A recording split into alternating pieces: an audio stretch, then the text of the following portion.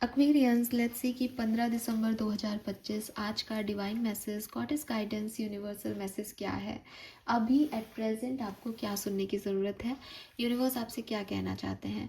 आज के दिन कोई सिचुएशन आए तो उसे कैसे डील करना है, लाइफ की किसी सिचुएशन में डिस्टर्ब है तो वहाँ क्या करने की ज़रूरत है। सो लेट्स सी कि क्या मैसेज हमें मिलते हैं 15 दिसंबर 2025 के लिए। ऑलराइट,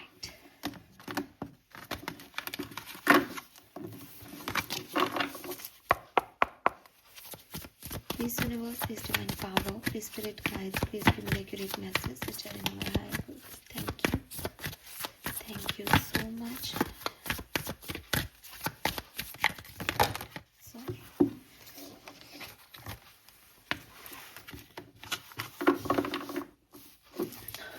पंद्रह दिसंबर 2025 overall energy for Aquarius moon Venus राशि।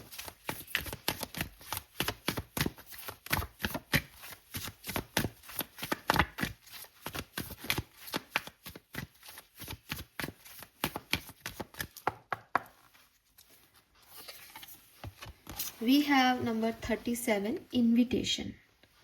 ओके, तो नंबर 10 की ऊर्जा है सबसे पहले तो ये। तो एक चीज़ जो मुझे यहाँ पे समझ में आती है आज के ओवरऑल डे के लिए, मुझे लगता है कि किसी के साथ कोई कम्युनिकेशन होना, जुड़ना, नए लोग भी हो सकते हैं, पुराने लोग भी हो सकते हैं। बहुत लंबे समय से बात नहीं हुई थी तो आपकी बात हो सकती है। किसी सेलिब्रेशन में या किसी ऐसी जगह जा सकते हो जहाँ एक तरह की कम्युनिटी से आप मिलो, जुड़ो, तो वो वाली एनर्जी है। और मुझे लगता है कि आप खुद पे फोकस्ड हो आज के दिन, आप अपने लाइफ पे फोकस हो, चाहे वो आपकी पार्टनरशिप्स हो किसी के साथ, चाहे आपकी करियर जॉब हो, प्रोफेशनल पार्टनरशिप हो, आपकी फैमिली हो, तो बिजनेस हो, पैसा हो, आपके लिए आप सब पे फोकस्ड हो। जो भी आपकी प्रायोरिटी है आप उस पर फोकस्ड हो आज, और उसमें आगे कैसे बढ़ना है उस पर आपका ध्यान है। ठीक है, तो ओवरऑल एक ठीक ठीक सी एनर्जी मुझे मिलती है। हालांकि 10 नंबर एक एंडिंग को भी रिप्रेजेंट करता है, बट मुझे मनी वाइज कुछ बिगनिंग करते हुए आप दिखते हो यहाँ पे, या फिर आपको कोई अपॉर्चुनिटी मिल सकती है, या फिर जो भी चीज़ आपके लिए इम्पोर्टेंट है ना, उसका फ्रेमवर्क तैयार कर रहे हो, उस पर काम कर रहे हो आप आज के दिन।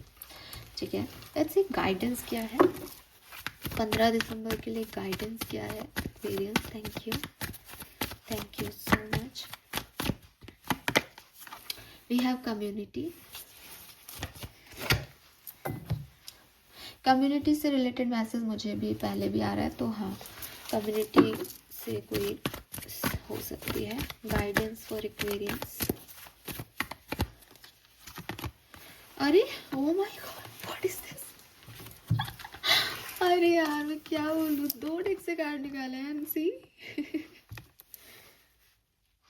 हाँ, कुछ नहीं कहना चाहते, वो एंजॉय करो। और आप ये भी देखो, इस पर इसका भी जो शब्द है दैट इज इनविटेशन। एंजॉय करो, कोई कुछ कहीं बुलाए पार्टी वार्टी करने जाओ, एक्वेरियस घूमो फिरो, अपने आप को ऐसे बंद मत करो, एंजॉय करो जिंदगी को, खूब खुश रहो।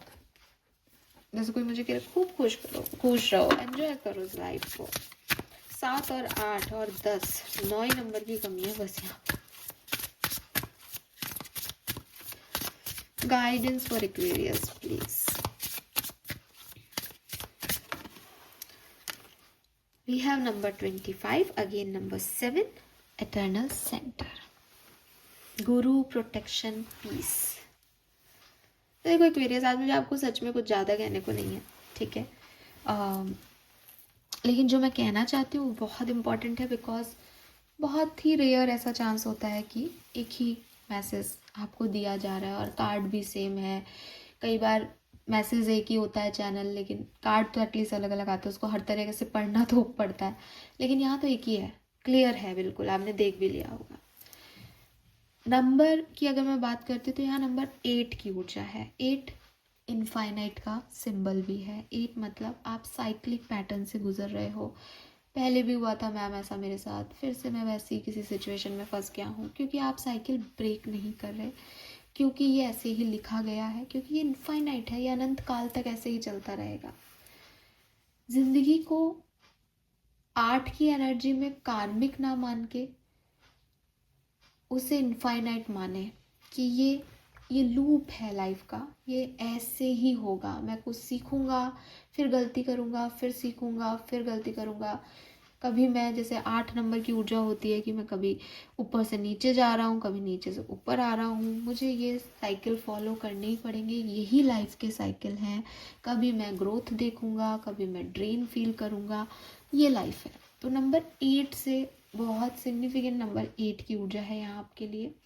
दूसरी चीज़ नंबर 7, आपकी स्पिरिचुअलिटी, कि ये जो साइकिल एनर्जी है, यहाँ जहाँ आप लूप महसूस करते हो, जहाँ आपको लगता है मैं अभी तो उठा था फिर गिर गया, एक साइकिल है कि हाँ साहब मैं अभी ऊपर चलने लगा था, फिर ऊपर था, खुश था, और सडनली मैं बिल्कुल ड्रॉप डाउन हो गया। ये क्या हो रहा है, मैं बार बार यहाँ क्यों आ जाता हूँ, मेरे को बार बार एक ही लेसन क्यों सिखाया जा रहा है। ये सबसे आपको समझाया कौन करेगा?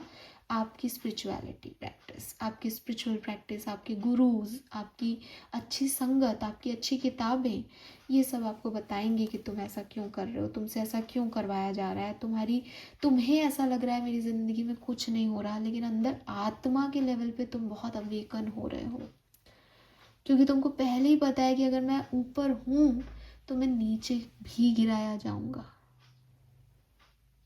कि अगर मेरी वृक्ष की डालियां ऊपर बढ़ रही हैं, बढ़ रही हैं, बढ़ रही हैं, मैं एक बहुत अच्छा वृक्ष बन रहा हूँ, एक टाइम के बाद मैं अपना फल नीचे गिराऊंगा, बीज नीचे गिरेंगे, ताकि नए पौधे बन सके। ये स्पिरिचुअलिटी है, ये नेचर है, जिससे हम खूब सारा चीज़ें सीख सकते हैं। समुद्र की लहरें हैं, किनारे पे आती हैं, फिर भागती हैं वहाँ से, मिड साइड में जाती है, टिकती वहाँ भी नहीं है, फिर इधर ही आती हैं। ये लाइफ का साइकिल है। सोच के ये देखना पड़ेगा एक्वेरियस कि कितना बोरिंग हो अगर लाइफ में सब कुछ एक तयशुदा लाइन में चलता रहे, कितना बोरिंग है। वही वही हम 1 महीना सेम तरीके से जी लेते हैं, वही सुबह उठो, ऑफिस जाओ, काम करो, घर आओ, खाना खाओ, सो जाओ, तो हमको ऐसा बोरिंग लगने लग जाता है, मेरी लाइफ में तो कोई एक्साइटमेंट ही नहीं बचा। अब भगवान जी एक्साइटमेंट क्रिएट करते हैं कुछ अप एंड डाउन करके, तो आपको लगता है ये क्या है यार, मैं बार बार एक ही लूप में। करें क्या आपके लिए, वो क्या दें आपको, कैसे खुश हो गए आप? तो नंबर 8 और नंबर 7 बहुत सिग्निफिकेंट नंबर है। नंबर 4 भी सिग्निफिकेंट है यहाँ पे आप लोगों के लिए। नंबर 3 नंबर भी सिग्निफिकेंट है। और नंबर 37 यानी 10 का नंबर आपको अगेन कह रहा है कि जहाँ कर्मा है, जहाँ स्पिरिचुअलिटी है, वहाँ समझदारी भी आएगी कि जो चीज़ बनी है वो खराब भी होगी, जो मिला है वो छीन भी लिया जाएगा। तुम कुछ नहीं लेके आए, तुम्हारा कुछ है ही नहीं, तुम फालतू के लोग चीज़ों को अचीव करते हो, खुश होते हो मैंने अचीव किया, फिर तुमसे मैं छीन लेता हूँ, तुम रोने लग जाते हो, अरे मैंने तुमको दिया था, मैंने ले लिया, तुमने क्या किया, तुम क्यों रो रहे हो? तो जिसका है उसको मिल गया। तो पहले तो आपके सारे नंबर आपको गाइड कर रहे हैं, ठीक है? 7, 8 और 10। 9 नंबर क्यों नहीं है एक्वेरियस यहाँ पे? कि that is the number of completion. 9 number में एक कंप्लीशन है। 9 ऑफ वॉन्ड्स गिव अप नहीं करता, वो सारी चीज़ें लेके चल रहा है कि बुरा भी लग रहा है तो मैं लेके बैठा हूँ। 9 ऑफ कप्स में विश फुलफिलमेंट है कि मुझे तो ये चाहिए, है ना? 9 ऑफ सोर्ड्स में थॉट प्रोसेस चल रहा है, व्यक्ति उसे को छोड़ नहीं रहा कि छोड़ दे किसी तरीके से। और 9 ऑफ पेंटिकल्स के अंदर इंडिविजुअलिटी है कि अपना ईगो जो है वो सेटिस्फाइड हो रहा है, पैसा आ रहा है, अबंडेंस है चारों तरफ। 9 नंबर नहीं आ रहा आपके लिए, क्योंकि आपको ये नहीं समझाया जा रहा कि तुम क्या अचीव कर सकते हो और फिर उसको कितना एंजॉय कर सकते हो। आपको पूरी कहानी में यही समझाया जा रहा है कि तुम 9 नंबर को लेके चाहे कितना ही बैठो, 10 नंबर से वो चीज़ जाएगी जाएगी, तुमको दोबारा से न्यू फ्रेश स्टार्ट करनी पड़ेगी। तुम किसी से कितना ही लगाव रखो, तुम किसी को कितना ही संभालो, तुम कुछ कुछ भी अचीव करो, सब बदलेगा, सब छोड़ना पड़ेगा। तो ये चीज़ इसलिए यहाँ आपको 9 नंबर दिया ही नहीं भगवान ने आज, क्योंकि आपको समझाना ही उनको ये है, ठीक है? तो ज़िंदगी में कोई भी पड़ाव आए, कोई भी सिचुएशन आए, वहाँ पे रुका नहीं जाता एक्वेरियस कि ये छिन गया, मैंने तो ये प्लान नहीं किया था, ये हो गया, इस चीज़ को मैं नहीं जीना चाहता, रोक दो इस ज़िंदगी को, यहाँ मैं नहीं आगे बढ़ूँगा। ये ऐसे नहीं होता। आपको कंटिन्यूअसली उसके अंदर प्रोग्रेस दिखानी ही पड़ती है। आप चाहो नहीं, अगर आप कुछ भी नहीं कर रहे ना, आप ये भी कह रहे हो ना कि मैं तो कुछ नहीं कर रहा, ये भी कर्म है। ये भी आपके लिए एक दिन बिता देगा। आप कुछ मत करो, आप सो जाओ, भागो लोगों से, आप ट्रिप पे चले जाओगे, नहीं मुझे तो इस सिचुएशन को हैंडल ही नहीं करना, मैं तो कहीं नहीं जा रहा, आप अपने दिन वेस्ट कर दोगे। आपकी ज़िंदगी आगे बढ़ रही है, आप आगे नहीं बढ़े। ये कर्म हो गया कि उस एक महीने में मैंने कुछ नहीं किया, छुट्टियां मनाई, फिर 31वें दिन जब मैं आया घर, मुझे वही सिचुएशन हैंडल करनी पड़ी। क्योंकि जब तक आप उसको हैंडल नहीं करोगे, वो कर्म क्लियर नहीं हो रहा। हमें ऐसा लगता है मैं अभी इसको अवॉइड कर देता हूँ, इसे इग्नोर कर देता हूँ, मुझे नहीं सुनना ये, मैं नहीं जाना चाहता यहाँ पे। नहीं, ऐसा नहीं हो रहा। ठीक है, तो जब अर्जुन ने कहा कि मुझे नहीं लड़ना, तब भी वो लड़ाई लड़ रहा था अपनी सोल से। फिर बाद में उसने बाहरी दुनिया से लड़ाई की। तो कर्म नहीं करना, या मैं तो इसमें कुछ कर ही नहीं रहा तो मेरा तो कर्म जुड़ेगा ही नहीं, नहीं, वो भी कर्म है कि आप कुछ नहीं कर रहे हो। इस चीज को समझो। और आप बहुत समझदार इंसान हो, क्योंकि आपके लिए तो इटर्नल सेंटर का कार्ड आ रहा है। ठीक है, तो स्टिल काम स्टडी इटर्नल, ये लाइफ है। हर सिचुएशन में एक कामनेस को अपनाएं। ठीक है, जो भी हो रहा है मेरी प्रभु ने, मेरी नियति ने मेरे लिए लिखा है, मेरे ही किसी कर्म की वजह से हो रहा है, मैं इसे एक्सेप्टेंस देता हूँ, मैं इससे ट्रिगर नहीं हो रहा। सामने वाला मुझे कितना भी गुस्सा दिलाए, मैं गुस्सा नहीं करूँगा, ये मेरा नेचर नहीं है। गुस्सा करने के बाद एक दिन बाद मैम मुझे रियलाइज़ हो जाता है ये आपका नेचर है एक्वेरियस, ये तो सबका ही है कि मुझे उस समय गुस्सा आ गया था, मैंने अपना रिएक्शन दे दिया, बाद में मैं अच्छा आदमी हूँ इसलिए मुझे लगता है कि मुझे ऐसा नहीं करना चाहिए। ये तो सभी कर रहे हैं। ये स्पिरिचुअलिटी कहाँ है? कभी शिव तांडव से जोड़ दोगे, कभी काली माँ की शक्तियों से जोड़ दोगे कि अरे उन्होंने भी लड़ाई की थी। यस, उन्होंने लड़ाई की थी, वो एक वॉरियर है, लेकिन उन्होंने लड़ाई अपने आप से नहीं की थी। उन्होंने गिव अप नहीं किया था, उन्होंने हार नहीं मानी थी, अपनी स्ट्रेंथ में थे वो लोग। आपको स्ट्रेंथ बताई थी, आपको ये नहीं बताया था कि सबसे जाके लड़ लो और फिर कहो कि हम तो शिव भक्त हैं, तांडव ही करेंगे। नहीं, that is not you, that is not the nature of your soul. आपको कामनेस दिखानी पड़ेगी उस हर सिचुएशन में जो काम नहीं है। क्योंकि जब वो काम है, रेस्ट है, तो काम ही है सब। लेकिन वो नहीं है, फिर भी मैं शांत हूँ, क्योंकि मैं अपनी सेंटर से जुड़ा हुआ हूँ, मैं अपनी नाभि से जुड़ा हुआ हूँ, आत्मा से जुड़ा हुआ हूँ। ये बहुत ज़रूरी है। एंड दुनिया कुछ भी करे, कितनी क्योस करे, कितना मैस हो आपके चारों तरफ, कमल है ना, कीचड़ है चारों तरफ, वो कमल का ग्रेस खराब नहीं कर सकता, बल्कि उसकी खूबसूरती में चार चांद लगाएगा कि इतनी गंदगी में ये इतना खूबसूरत सा फूल खिल रहा है। चारों तरफ खूबसूरती हो तो क्या कमल हमें इतना खूबसूरत लगेगा? आप देखो किसी फ्लावर शॉप पे जा कर के कि बहुत सारे कमल के फूल रखे हैं, बहुत सारे रखे हैं, गुलाब भी रखे हैं, गेंदे भी रखे हैं, और भी ट्यूलिप्स भी रखे हैं, सब बढ़िया लग रहे हैं यार, क्या फ्लावर शॉप है। लेकिन कीचड़ में कमल को खिलता हुआ देखो, एकदम पिंक सुर्ख या सफेद भी हो, तो नीचे इतनी गंदगी और ऊपर इतना खूबसूरत सा फूल, उसकी बात ही अलग है। क्योंकि आप सबके जैसे नहीं हो, आपने अपनी प्योरिटी अपने अंदर रखी। लेकिन हम क्या हो रहे हैं इस दुनिया में, सबके जैसे बनना चाह रहे हैं। वो ऐसा रहता है, वो ऐसा दिखता है, उसकी इतनी फैन फॉलोइंग है, उसके इतने फॉलोअर्स हैं, मुझे वो बहुत इन्फ्लुएंस करता है, उससे बहुत अटैचमेंट है। उनके जैसे होने में हम अपनी आइडेंटिटी खो रहे हैं, हम अपनी आत्मा खो रहे हैं। क्योंकि हम कैसा दिख रहे हैं ये हमारी आइडेंटिटी कभी थी नहीं, हम तो बदल गए। बच्चे दिखते थे, कोई कहता था मम्मी पे गया है, फिर पापा पे चले गए, फिर बड़े होके किसी बुआ नानी पे चले गए, फिर अब आज ऐसे दिख रहे हैं, 10 साल बाद बूढ़े हो जाएंगे तो किसी और तरीके से दिखने लग जाएंगे। आप अपने बचपन की फोटोज देखो, आप शक्ल थोड़ी हो। आप बाहरी दिखावा थोड़ी हो। कभी आपकी फैमिली बहुत अप टू डेट थी या बहुत पैसा था आपके पास, बहुत ज़मीन जायदाद थी, आप कैसे रहते थे। आज आपने सारी ज़मीन जायदाद बिक गई, बच्चों की शादी हो गई, तब आप कैसे रहते हो। तो ये सब तो सिचुएशन है इस दुनिया की, जिसमें आपने अपने आप को ढाल लिया। पैसा है, अच्छे से रहने लग गए, पैसा नहीं है या पहले नहीं था अब कमा लिया, अब अच्छे से आपका लाइफ स्टैंडर्ड हो गया, लेकिन आपकी सोल तो कंसिस्टेंटली चल रही है, वो तो वैसी ही है, उसको वैसा ही रखो भी। अगर आप ये कहोगे नहीं मेरे को एक्सपीरियंस हुआ तो मेरी तो सोल ही खराब हो गई, तो हो गई, गलत है। आत्मा को कैसे बदल सकते हो? आत्मा पे काले छींटे लेके कैसे जियोगे? अगर ऐसा हो रहा है तो जुड़ो अपनी पावर से, अपने सेंटर से, अपने गुरु से। आप प्रोटेक्टेड हो, आपके चारों तरफ कितना भी कीचड़ हो आपको कोई इफेक्ट नहीं करेगा, लेकिन आपको अपने आप को बना के रखना पड़ेगा एक्वेरियस। ये बहुत ज़रूरी है। और अपने आप को बनाने के लिए आपको कोई बहुत ज़्यादा मशक्क़त नहीं करनी है। अपनी इंटीग्रिटी को कॉम्प्रोमाइज़ करने से रोको एक्वेरियस। दुनिया की भीड़ में भेड़ बकरी होने से खुद को रोको।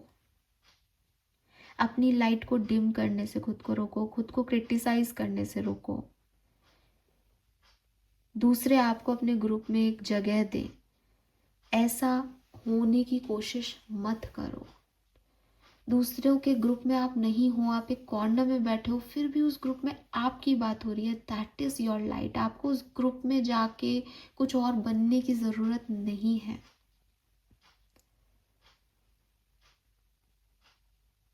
तो नाउ इज़ द टाइम कि आप अपनी रियल विलिंगनेस को असेस करें, अपने लिए स्टैंड लें, अपनी ऑथेंटिसिटी, अपने सेल्फ एक्सप्रेशन पे काम करें, खुद को एम्पावर करें, दुनिया को दिखाने के लिए नहीं, खुद के लिए जीना शुरू करें, ठीक है।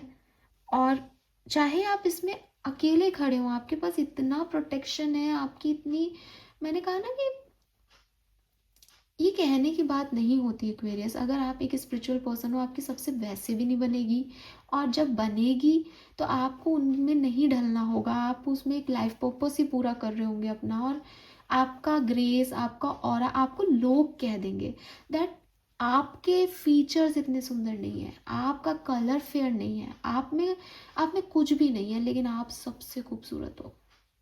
कहाँ से आ रहा है ये ग्रेस? ये ग्रेस आपके इंटरनल सेल्फ से आ रहा है।